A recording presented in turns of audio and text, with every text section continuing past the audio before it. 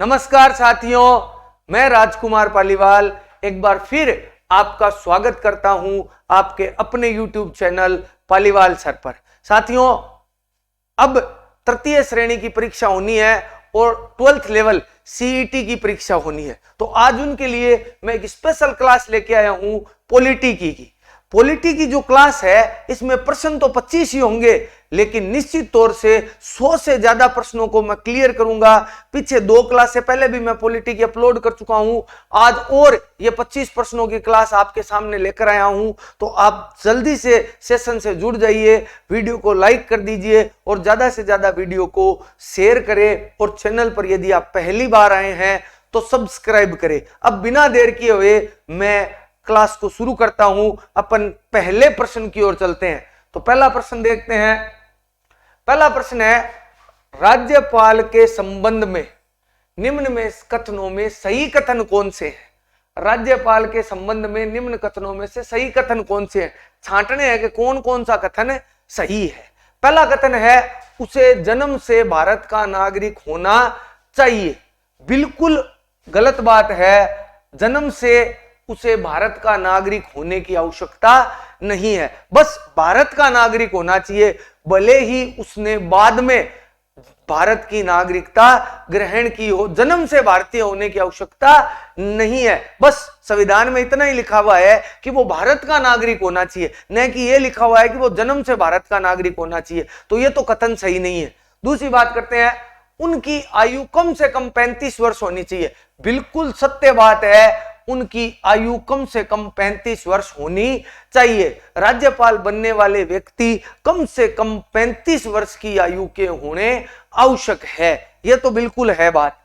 तीसरी बात, उनमें लोकसभा का सदस्य बनने की योग्यता होनी चाहिए। देखो, वैसे तो यह कथन तो वैसे सत्य है, लेकिन यह गलत है, क्योंकि संविधान में ऐसा कुछ लिखा हुआ नहीं है। संविधान की योग्यताओं में ऐसा लिखा हुआ नहीं है, लोकसभा शब्द का उल्लेख नहीं है, तो यह कथन सही नहीं है।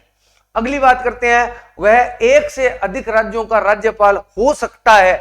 बिल्कुल, अनुच्छेद 153 में राज्यपाल के पद का उल्लेख है। हालांकि मूल संविधान में तो यह लिखा हुआ था कि अनुच्छेद 153 के अनुसार प्रत्येक राज्य का एक राज्यपाल होगा, लेकिन 7वें संविधान संशोधन 1956 के द्वारा उसमें यह परिवर्तन कर दिया गया कि एक व्यक्ति को 2 या 2 से अधिक राज्यों का राज्यपाल बनाया जा सकता है। तो ध्यान रखना, यह अनुच्छेद 153 से संबंधित है, और अनुच्छेद 153 में 7वें संविधान संशोधन 1956 के द्वारा यह परिवर्तन किया गया था। इससे पहले तो नियम यही था कि एक व्यक्ति एक राज्य का राज्यपाल ही बन सकता है। तो इस हिसाब से इसका उत्तर हो गया दूसरा और चौथा सही है, तो डी आंसर इसका सही हो गया। 2 और 4, 2 और 4 जो है वो पहले प्रश्न का उत्तर होगा। चलते हैं दूसरे प्रश्न की ओर। राज्य में संसदीय सचिव किसके समक्ष शपथ या प्रतिज्ञान करता है? देखिए, संसदीय सचिव होता क्या है? सबसे पहले बात करते हैं, राज्य मंत्री परिषद में 3 प्रकार के मंत्री होते हैं। राज्य मंत्री परिषद, राज्य मंत्री परिषद, इसमें 3 प्रकार के मंत्री होते हैं। नंबर 1 कैबिनेट मंत्री, नंबर 2 राज्य मंत्री, और नंबर 3 उप मंत्री। अब पहले नियम क्या था कि मुख्यमंत्री अपनी इच्छा अनुसार कितने भी मंत्री बना सकता है, लेकिन 91वें संविधान संशोधन 2003 के अनुसार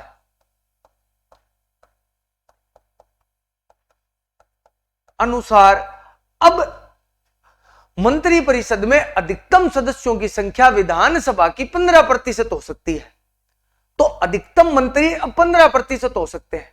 अब राजस्थान की यदि अपन बात करें तो अपने यहां 200 विधानसभा की सीटें हैं, 15% मंत्री बनते हैं, तो अपने राजस्थान में मंत्री बनते हैं 30। अब मान लीजिए उन 30 से भी ज्यादा किसी व्यक्ति को मंत्री पद देना हो, ऐसा कोई व्यक्ति आ जाता है जिसे मंत्री का पद देना हो, तो ऐसी परिस्थितियों में क्या किया जाएगा? ऐसी परिस्थितियों में क्या करते हैं कि मुख्यमंत्री उन्हें संसदीय सचिव नियुक्त करते हैं। तो संसदीय सचिव की नियुक्ति कौन करता है? नियुक्ति नियुक्ति करता है सीएम। संसदीय सचिव की नियुक्ति जो है वो मुख्यमंत्री द्वारा की जाती है। अब बात आती है दूसरी, प्रश्न यहां है कि इन्हें शपथ कौन दिलवाता है। देखिए, संसदीय सचिव की नियुक्ति हो चाहे उनकी शपथ हो, दोनों ही माननीय मुख्यमंत्री द्वारा दिलवाई जाती है। तो चाहे शपथ हो और भले ही जो है वो उन्हें नियुक्ति का उल्लेख हो, दोनों काम जो है वो मुख्यमंत्री द्वारा किए जाते हैं। तो दूसरे प्रश्न का उत्तर हो गया मुख्यमंत्री। अगर प्रश्न आ जाए नियुक्ति कौन करता है तो भी आपका उत्तर जो है वो मुख्यमंत्री होगा। और एक बात और ध्यान रखना, संसदीय सचिव इन तीनों में शामिल नहीं होता, वो मंत्री परिषद का अंग नहीं होता है, ये ध्यान रखना। चलते हैं तीसरे प्रश्न की ओर। तीसरा प्रश्न है, राज्यपाल को मंत्री परिषद के निर्णय की सूचना देता है, यानी राज्यपाल को मंत्री परिषद के निर्णय की सूचना कौन देता है। देखो, अनुच्छेद 167 में यह लिखा गया है कि मुख्यमंत्री का यह कर्तव्य है कि वह मंत्री परिषद और राज्यपाल के मध्य कड़ी का काम करेगा। यानी मुख्यमंत्री का यह कर्तव्य है कि वो जो है वो मंत्री परिषद के निर्णयों से राज्यपाल को अवगत कराएगा। तो मुख्यमंत्री जो है वो मंत्री परिषद के निर्णयों की सूचना राज्यपाल को देता है। तो यहां मुख्यमंत्री कहां है, ये रहा ऑप्शन डी इसका सही आंसर होगा। मुख्यमंत्री का यह कर्तव्य है अनुच्छेद 167 के अनुसार कि वो मंत्री परिषद के निर्णयों को जो है वो राज्यपाल तक पहुंचाएंगे। तो मुख्यमंत्री का यह कर्तव्य होता है कौन से अनुच्छेद के अनुसार, 167 नंबर अनुच्छेद के अनुसार। 2-3 बार यह प्रश्न आया हुआ है कि मुख्यमंत्री के कर्तव्यों का उल्लेख कहां है, तो अनुच्छेद 167 में है। और यह प्रश्न यह था कि उनका मुख्यमंत्री का कर्तव्य क्या है, तो कर्तव्य है राज्यपाल और मंत्री परिषद के मध्य कड़ी का काम करना या उनके निर्णयों को उन तक पहुंचाना। चलते हैं आगे चौथे प्रश्न की ओर। राज्यपाल किसके प्रति उत्तरदायी होता है। बहुत ही बढ़िया प्रश्न है, कंफ्यूज हो जाते हैं आप, पढ़ना सही तरीके से। यदि प्रश्न यह आता कि मंत्री परिषद किसके प्रति उत्तरदायी होती है सामूहिक रूप से, तो हम उत्तर कर देते विधानसभा। अगर हम प्रश्न पूछते हैं कि मंत्री व्यक्तिगत रूप से किसके प्रति उत्तरदायी होता है, तो हम उत्तर कर देते राज्यपाल। लेकिन प्रश्न यह पूछा है कि राज्यपाल किसके प्रति उत्तरदायी होता है, तो राज्यपाल उत्तरदायी होता है राष्ट्रपति के प्रति। यह ध्यान रखना, राज्यपाल जो है वो राष्ट्रपति के प्रसाद पर्यंत अपने पद पर काम करता है। राज्यपाल राष्ट्रपति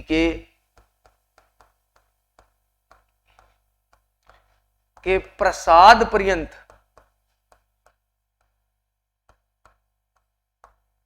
अपने पद पर कार्य करता है।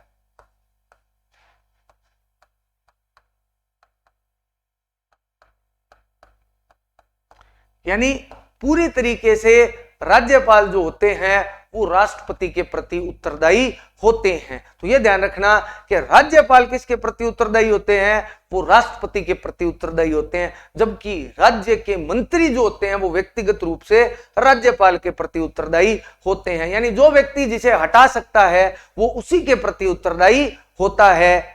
आगे चलते हैं पांचवें प्रश्न की ओर। निम्न में से कौन सा सुमेलित नहीं है। एक तरफ अनुच्छेद दिए हैं, दूसरी तरफ उसमें लिखी हुई बात दी है कि कौन सी बात सुमेलित नहीं है। अनुच्छेद 153 राज्य के राज्यपाल का पद दिया गया है, बिल्कुल सही बात है। अनुच्छेद 153 में राज्यपाल का पद है।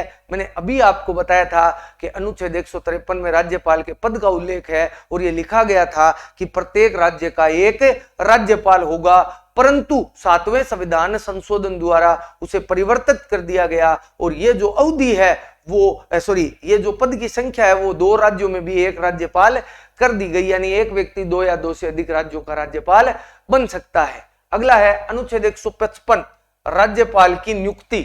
यह कथन भी सत्य है। अनुच्छेद 155 में स्पष्ट लिखा हुआ है कि राज्यपाल की नियुक्ति राष्ट्रपति द्वारा की जाएगी। तो राज्यपाल की नियुक्ति कौन करते हैं, राज्यपाल की नियुक्ति राष्ट्रपति करते हैं। अगला प्रश्न अनुच्छेद 165 राज्य का महाअधिवक्ता। बिल्कुल सत्य कथन है, राज्य का महाअधिवक्ता जो होता है उसकी नियुक्ति अनुच्छेद 165 के अनुसार राज्यपाल करते हैं।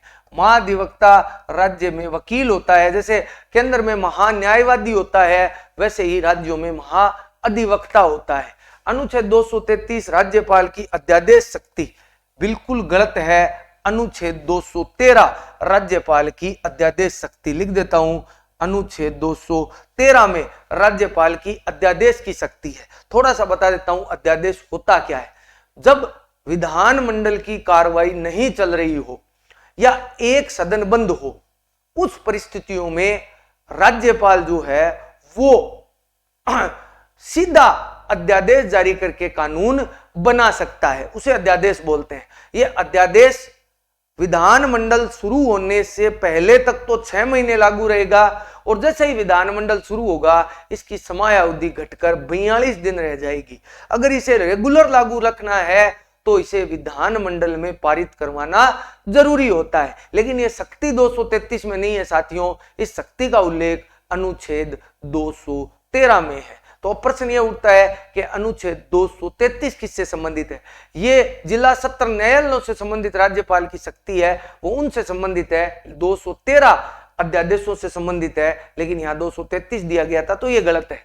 आगे चलते हैं छठे प्रश्न की ओर। राजस्थान, भारत में पंचायती राज दिवस कब मनाया जाता है? देखिए, भारत में 73वां संविधान संशोधन 1992 में पारित किया गया और इसे भारत में जो है वो 73वें संविधान संशोधन को लागू किया गया 24 अप्रैल 1993 को। 24 अप्रैल 1993 को भारत में जो है वो 73वां संविधान संशोधन लागू हुआ और इसी 73वें संविधान संशोधन द्वारा पंचायती राज को संवैधानिक दर्जा मिला। पंचायती राज को संवैधानिक दर्जा।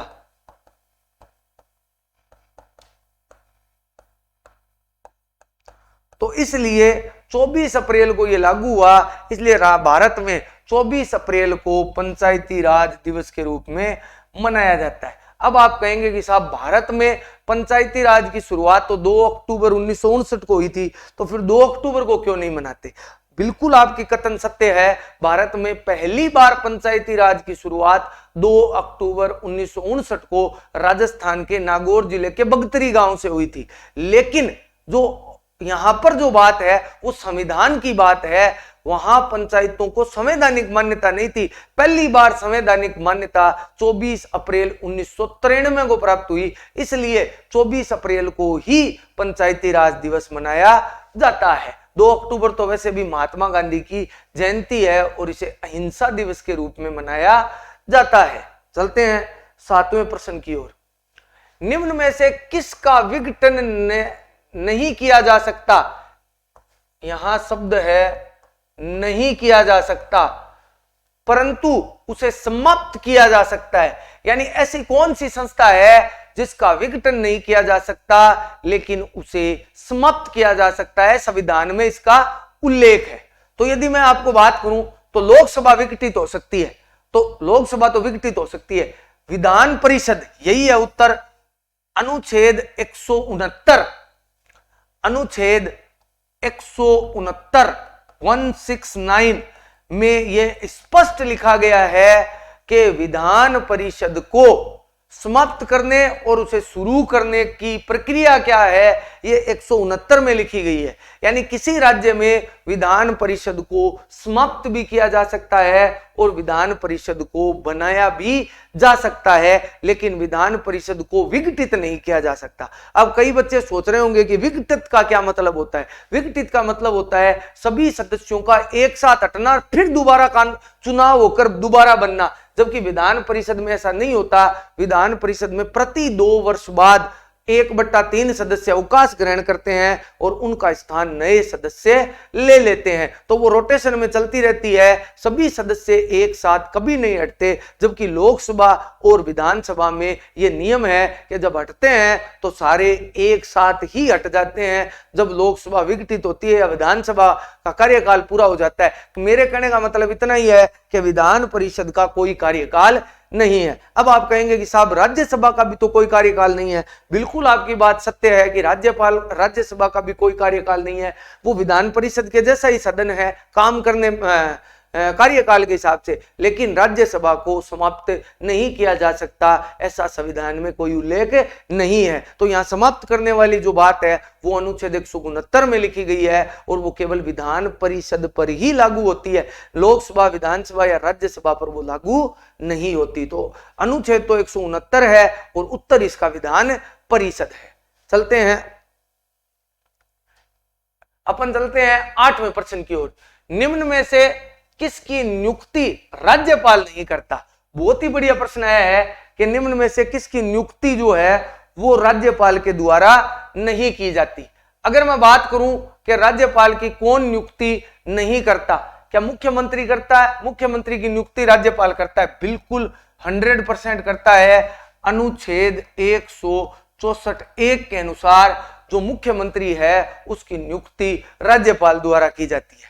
महाधिवक्ता की नियुक्ति हमने पिछले ही प्रश्न में देखा था, 165 में महाधिवक्ता का उल्लेख है और अनुच्छेद 165 के अनुसार उनकी नियुक्ति राज्यपाल के द्वारा की जाती है। मंत्री परिषद के सदस्यों की नियुक्ति 164(1) के अनुसार राज्यपाल द्वारा की जाती है, परंतु उच्च न्यायालय के न्यायाधीशों की नियुक्ति जो है वो राज्यपाल नहीं करते, वो नियुक्ति जो है वो राष्ट्रपति द्वारा की जाती है। माननीय राष्ट्रपति जो होते हैं वो राज्यपाल की नियुक्ति उच्च न्यायालय के न्यायाधीशों की नियुक्ति करते हैं। हालांकि जिन नियुक्ति की जाती है मुख्य न्यायाधीश की, उनको शपथ दिलाने का काम राज्यपाल करते हैं। एक बात और ध्यान रखना, न्यायाधीशों में केवल मुख्य न्यायाधीश को शपथ जो है वो राज्यपाल दिलाते हैं, बाकी अन्य न्यायाधीशों को शपथ दिलाने की जिम्मेदारी तो राज्यपाल की है, परंतु व्यवहार में उन्हें शपथ जो है वो मुख्य न्यायाधीश द्वारा दिलवा दी जाती है। तो केवल मुख्य न्यायाधीश को ये शपथ दिलाते हैं। और प्रश्न भी यही पूछा जाता है कि राज्य के उच्च न्यायालय के मुख्य न्यायाधीश को शपथ कौन दिलवाते हैं? शपथ राज्यपाल दिलवाते हैं, जबकि उन्हें हटाने का या उन्हें नियुक्त करने का अधिकार राष्ट्रपति के पास होता है। राष्ट्रपति को तो त्याग पत्र देकर वो पद से हटते हैं और जो है वो उनकी नियुक्ति भी राष्ट्रपति के द्वारा की जाती है। चलते आगे,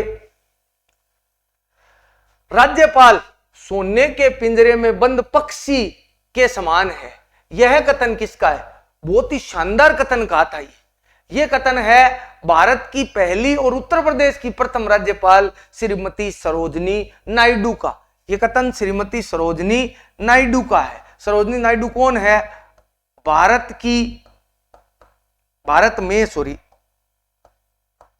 भारत में किसी भी राज्य की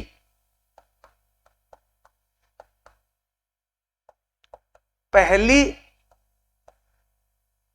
तथा पहली महिला राज्यपाल, यानी पहली राज्यपाल भी यही है और पहली महिला राज्यपाल भी सरोजनी नायडू है। यह कहती है कि राज्यपाल का पद केवल और केवल सोने के पिंजरे में बंद पक्षी के समान है, उसके पद की कोई खास वैल्यू होती नहीं है। राज्यपाल का पद जो है वो बिल्कुल भी जो है वो ताकतवर पद नहीं है, एक साधारण सा पद है जिसका वास्तविकता में कोई मतलब नहीं है। तो ये जो है वो सोने के पिंजरे में बंद पक्षी के समान किसने बताया है? सरोजनी नायडू ने बताया राज्यपाल के पद को, क्योंकि उनके पास जितनी भी शक्ति होती है वो सारी की सारी शक्ति उपयोग किसके द्वारा की जाती है? मंत्री परिषद के द्वारा उपयोग की जाती है। आगे चलते हैं 10वें प्रश्न की ओर। निम्नलिखित में से संविधान का कौन सा भाग नगरपालिका से संबंधित है? देखिए, संविधान में नगरपालिका से संबंधित भाग कौन सा है? यदि मैं बात करूं नगरपालिकाओं की, तो नगरपालिकाओं को भाग 9A के द्वारा संवैधानिक मान्यता प्राप्त है, जबकि पंचायती राज को पंचायती राज को भाग 9 में जो है वो संवैधानिक मान्यता प्रदान की गई है। तो नगर पालिकाओं की बात करूं तो अनुभाग है 9A, और यदि पंचायती राज की बात करूं तो भाग है 9। क्लियर है? 9A और 9 में पंचायती राज है, 9A में जो है वो नगर पालिका है। आगे चलते हैं। विधानसभा के विघटन के पश्चात भी उसका अध्यक्ष पद पर बना रहता है। कब तक? यानी विधानसभा का विघटन होने के बाद भी कब तक विधानसभा का अध्यक्ष उसके पद पर बना रहता है? विधानसभा के विघटन के पश्चात गठित विधानसभा की ठीक बैठक से पहले तक। यही उत्तर सही है। राज्य विधानसभा का जो अध्यक्ष होता है वो नई विधानसभा के गठन के तक अध्यक्ष होता है। नई विधानसभा जैसे ही बनेगी तो उसमें प्रोटेम स्पीकर नियुक्त करेंगे राज्यपाल, वो उसकी अध्यक्षता करेंगे। तो प्रोटेम स्पीकर की नियुक्ति राज्यपाल के द्वारा की जाती है। सामान्य परिस्थितियों जो राज्य विधानसभा का जो अध्यक्ष होता है वो नई विधानसभा के गठन से पहले तारीख तक ही अध्यक्ष पद पर रहता है। भले ही वो अगली विधानसभा का सदस्य हो, चुनाव जीत चुका हो, फिर भी वे अध्यक्ष पद पर नहीं रहेंगे। अध्यक्ष पद पर वो अगले मीटिंग की पहली बैठक तक ही रहेंगे, और अगली मीटिंग की जो बैठक का पहली होगी, नई विधानसभा की पहली मीटिंग होगी, उसकी अध्यक्षता जो है वो प्रोटेम स्पीकर के द्वारा की जाएगी। और प्रोटेम स्पीकर की नियुक्ति जो है वो कौन करता है? प्रोटेम स्पीकर की नियुक्ति राज्यपाल के द्वारा की जाती है। चलते हैं 12वें प्रश्न की ओर। निम्न में से कौन सी संस्था पंचायती राज में खंड स्तर पर स्थापित की जाती है? देखो, आपको पता है कि पंचायती राज व्यवस्था त्रिस्तरीय व्यवस्था है। त्रिस्तरीय व्यवस्था है। इसमें 3 स्तर होते हैं। एक होता है ग्राम स्तर, उसमें ग्राम पंचायत होती है, ये ग्राम स्तर पर होती है, ठीक है। उसके बाद ग्राम सभा, ये तो गांव के वोटरों की सभा होती है। पंचायत समिति, यही उत्तर है, ये खंड स्तर पर होती है। जिला परिषद, ये जिला स्तर पर होती है, ये जिला स्तर पर होती है। ये उत्तर होगा पंचायत समिति। जो खंड स्तर की यानी बीच वाली जो संस्था होती है वो होती है पंचायत समिति होती है खंड स्तर पर। ग्राम स्तर पर ग्राम पंचायत, जिला स्तर पर जिला परिषद, और खंड या ब्लॉक स्तर पर, इसे खंड स्तर कहाँ है? खंड स्तर पर यहां इसे ब्लॉक स्तर भी कहते हैं, ब्लॉक भी कहा जाता है, खंड या ब्लॉक कहा जाता है। और उस पर जो अध्यक्ष जो सभा होती है वो पंचायत समिति होती है, और इसका मुखिया जो है, मुखिया प्रधान कहलाता है। मुखिया, राजस्थान की बात कर रहा हूं मैं, इसका मुखिया प्रधान कहलाता है, और इसका जो उपाध्यक्ष होता है उसे जो है वो उप प्रधान कहा जाता है। चलते हैं आगे। मूल संविधान में किसके अंतर्गत पंचायती राज प्रणाली की व्यवस्था की गई थी? यानी मूल जो संविधान था उसमें पंचायती राज का वर्णन कहां था?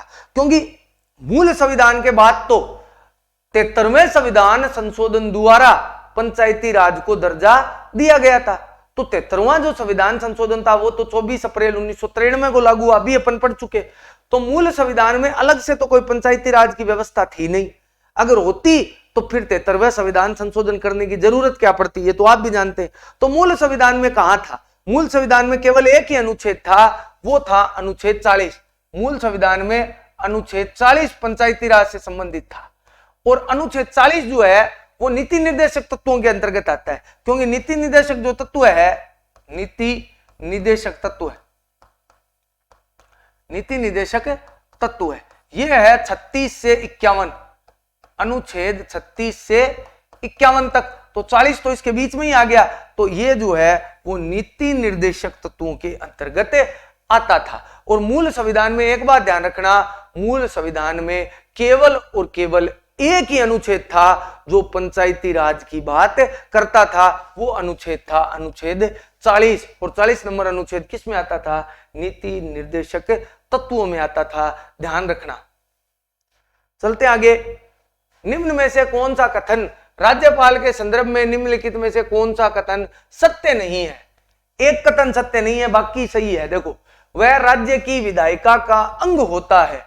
बिल्कुल अनुच्छेद 168, अनुच्छेद 168 थोड़ा सा साफ लिख देता हूं। अनुच्छेद 168 में बकायदा कहा गया है कि विधानमंडल के 3 अंग होंगे। 3 अंग कौन कौन से होंगे? राज्यपाल, विधान परिषद और विधानसभा, अथवा 2 अंग होंगे, राज्यपाल और विधानसभा। तो राज्यपाल और विधानसभा तो कांस्टेंट है, वो तो रहेंगी ही रहेंगी। तो ये विधायिका का अंग होता है, व्यवस्थापिका का अंग होता है। कठी कोई गलत बात को नहीं है, सत्य है। 3 नंबर कथन देखते, 2 नंबर देखते हैं। वह मृत्यु दंड को क्षमा कर सकता है, नहीं कर सकता है। तो उत्तर वही हो गया, बी उत्तर हो गया। राज्यपाल मृत्यु दंड को क्षमा नहीं कर सकता है। राज्यपाल के पास अनुच्छेद 161 के तहत, अनुच्छेद 161 के तहत क्षमादान की शक्ति प्राप्त है, परंतु वह मृत्यु दंड पर क्षमा नहीं दे सकता। हां, मृत्यु दंड को कम कर सकता है, लेकिन उसको क्षमा नहीं कर सकते। तो यही कथन गलत हो गया। आगे वाले पढ़ लेते हैं। वह राज्य के उच्च न्यायालय के न्यायाधीशों की नियुक्ति नहीं करता है। बिल्कुल, मैंने देखा ये 2 कैसे गलत हो गए। नहीं शब्द है तो नहीं करता है, बिल्कुल। उनके पास आपातकालीन शक्तियां नहीं है। ये आपातकालीन शक्तियां, इन दोनों का उत्तर तो राष्ट्रपति होता है। यानी उच्च न्यायालय के न्यायाधीशों की नियुक्ति राष्ट्रपति करता है और राष्ट्रपति के पास ही आपातकालीन शक्तियां होती है। तो नीचे वाले दोनों कथन सत्य है, ऊपर वाला सत्य है, लेकिन बी कथन सत्य नहीं है। यह काम जो है वो राष्ट्रपति करता है। राष्ट्रपति मृत्यु की सजा को कम कर सकता है, राज्यपाल के पास यह अधिकार नहीं है। चलते हैं 15वें प्रश्न की ओर। निम्नलिखित में से कौन सा कार्य स्थानीय स्वशासन से संबंधित नहीं है? यानी निम्न में से कौन सा काम स्थानीय स्वशासन के द्वारा नहीं किया जाता? देखते हैं। देखिए, लोक स्वास्थ्य का काम या जन स्वास्थ्य का काम जो है वो स्थानीय विषयों को दिया गया है, ताकि आयुर्वेद के माध्यम से या किसी भी जो है वो क्या बोलते हैं, पर्यावरण के माध्यम से शुद्ध रखते हुए लोगों के स्वास्थ्य का ध्यान रखने का काम इनका होता है।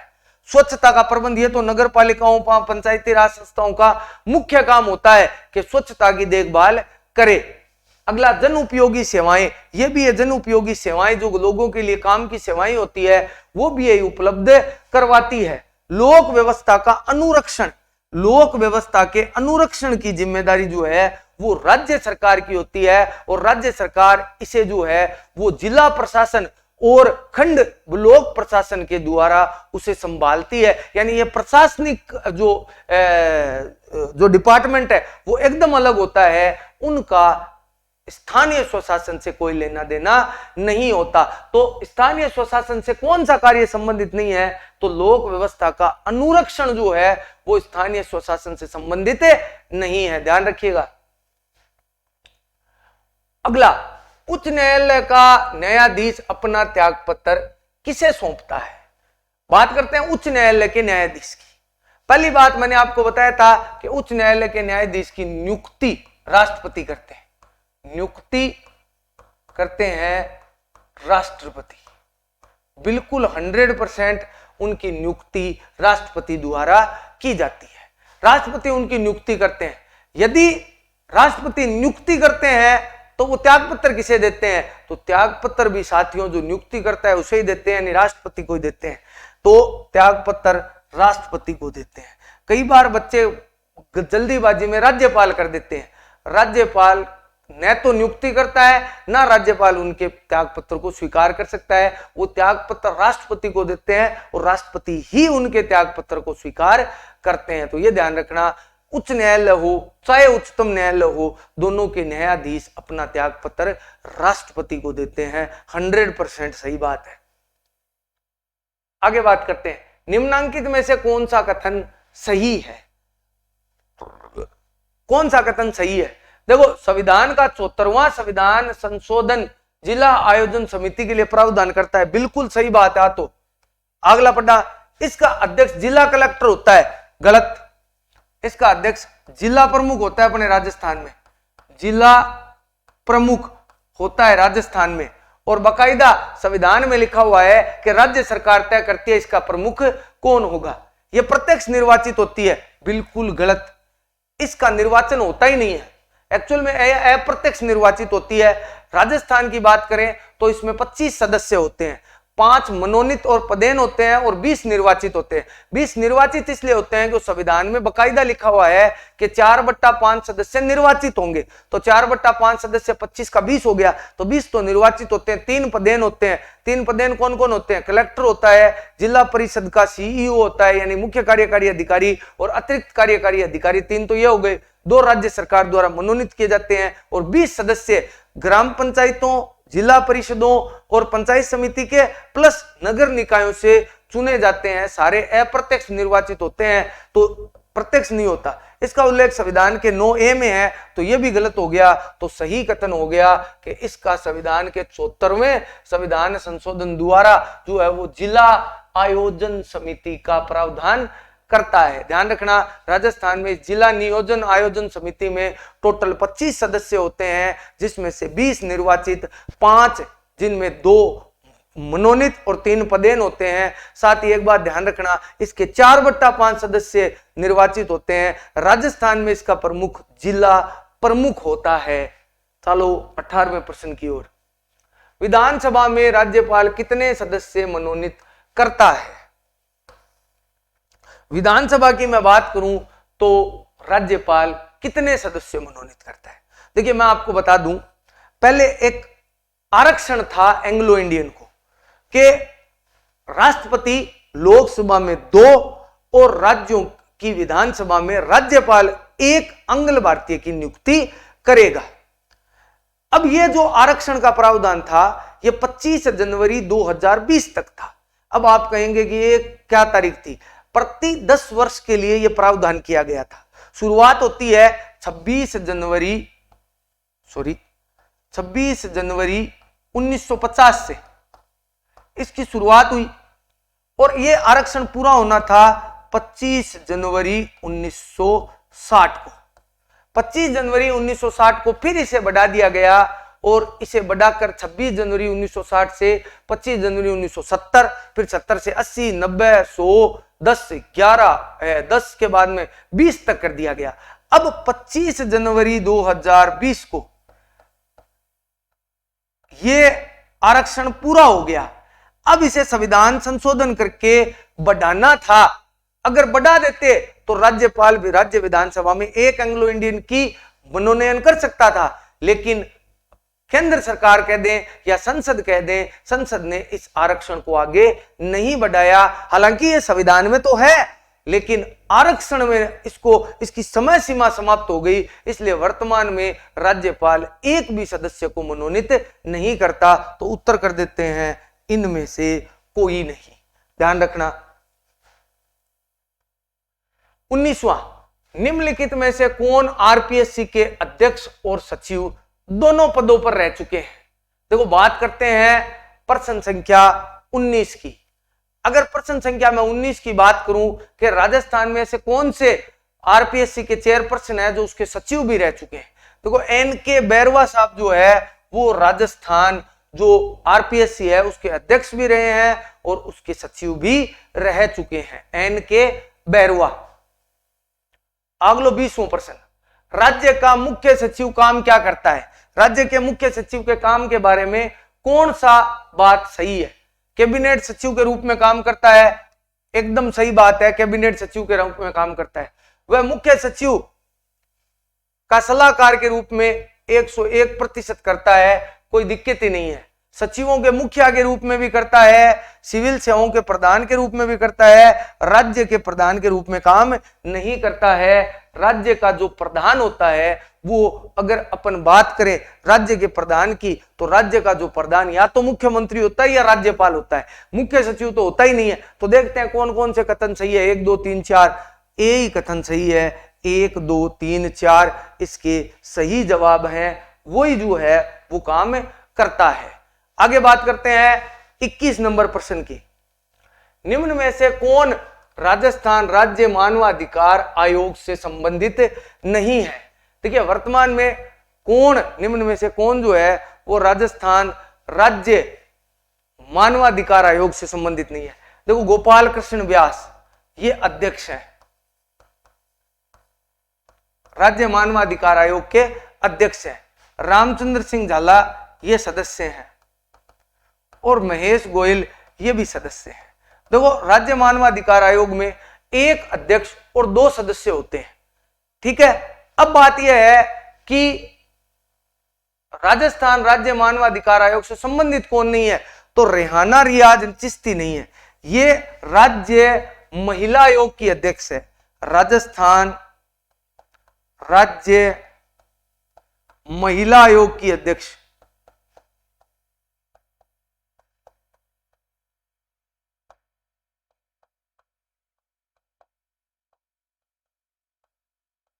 राजस्थान राज्य महिला आयोग की अध्यक्ष है रेहाना रियाज चिश्ती। मतलब वो जो है वो मानवाधिकार आयोग से संबंधित नहीं है। आप ध्यान रखना, मानवाधिकार आयोग में एक अध्यक्ष और 2 सदस्य होते हैं, एक अध्यक्ष व 2 सदस्य। बहुत बार मैं आपको यह प्रश्न बता चुका हूं, ध्यान रखना।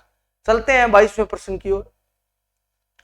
किस अनुच्छेद के अनुसार उच्च न्यायालय जो है वो एक अभिलेखीय उच्च न्यायालय एक अभिलेखीय न्यायालय है। यदि मैं उच्च न्यायालय के अभिलेखीय न्यायालय की बात करूं कि भाई भारत का राजस्थान का जो उच्च न्यायालय है वो एक अभिलेखीय न्यायालय है, ये जो है वो कौन से अनुच्छेद में वर्णित है? तो अभिलेख का मतलब क्या होता है? अभिलेख का मतलब सीधा सा होता है कि वह न्यायालय जिसके निर्णयों को अभिलेख के रूप में सुरक्षित रखा जाता है। यानी अभिलेख के रूप में सुरक्षित रखने का मतलब यह है कि अभिलेख के रूप में उन्हें रखा जाता है और जब भी कोई निर्णय की बात आती है तो उनके निर्णयों में निश्चित तौर से उस बात के अनुसार ही निर्णय दिया जाता है। जैसे उदाहरण के लिए उच्च न्यायालय ने कोई निर्णय दे दिया, अब और उच्च न्यायालय ने जब निर्णय दे दिया तो यदि उससे संबंधित कोई भी विवाद वापस उच्च न्यायालय में आएगा तो उसी निर्णय के आधार पर ही निर्णय दिया जाएगा, निर्णय को बदला नहीं जा सकता अधीनस्थ न्यायालयों में।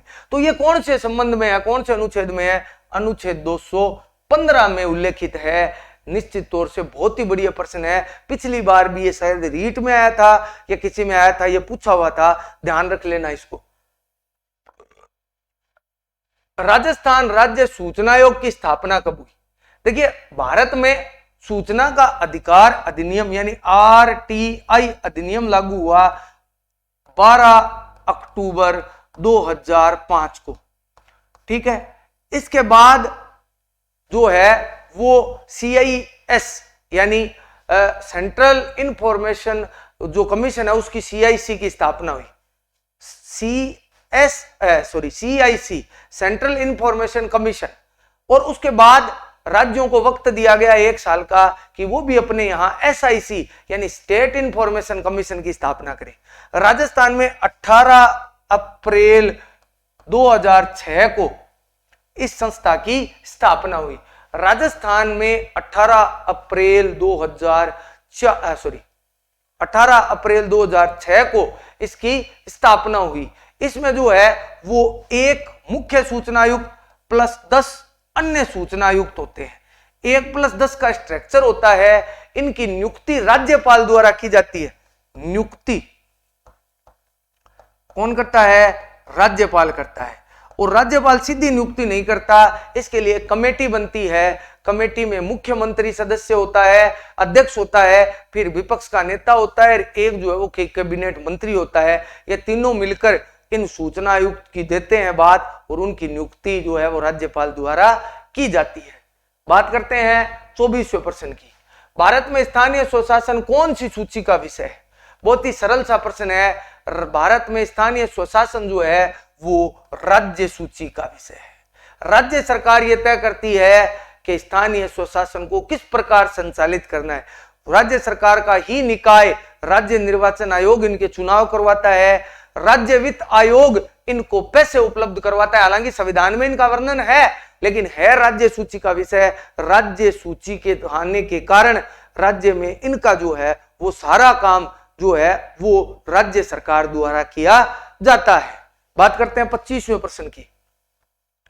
राजस्थान में पंचायती राज व्यवस्था लागू हुई 2 अक्टूबर 1959 को। मैं आपको बता चुका हूं कि 2 अक्टूबर 1959 को भारत के प्रथम प्रधानमंत्री पंडित जवाहरलाल नेहरू ने बलवंत सिंह मेहता समिति की सिफारिशों के आधार पर राजस्थान के नागौर जिले के बगतरी गांव में पंचायती राज संस्थाओं का उद्घाटन किया और राजस्थान भारत का पहला राज्य बना जहां पंचायती राज संस्थाओं की शुरुआत हुई। तो निश्चित तौर से आपके लिए बढ़िया प्रश्न हो सकता है। तो आज के वीडियो में अपन ने 25 प्रश्नों के माध्यम से पॉलिटी के बारे में पढ़ा।